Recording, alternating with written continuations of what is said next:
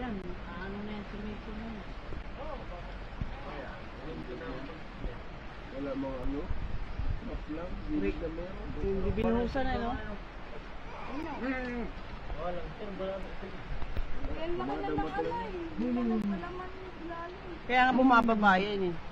Kaya na, umuha na. Ilalim yan. Kaya bumababa yun. Wala daw ulit yung daan. Nagulat talaga ako. Dibdib ko. Ayun na. Pagsama na. Ayun na. Sunod-sunod na yan. Ay! Putang ina hanggang dito. Okay. Wala ba? Paano pa? Nadaan pa. Yan pa. Kaya pa. Ay, puta. Nakatakot. Wala, ubus. Yan.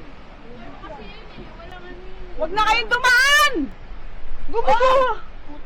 Kayaan nyo yan, mga tanga yan. Still pa. Ayan na.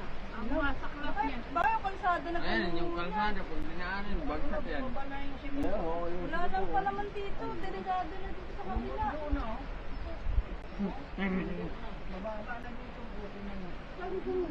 Ayan o, laki. Laki. Pag yung simento na yan, mayaw. Walang nag-ano dyan. Tagila light ko. Tagila light. Ito yung nangyayari sa amin dito ngayon, dala ng bagyong Inteng. So, nandito kami sa third floor ng ate ko kasi yung bubong ko, ayan, lubog na. So guys, mga kapitbahay ko, lubog na rin pati bubong hanggang dito. Kabilaan po.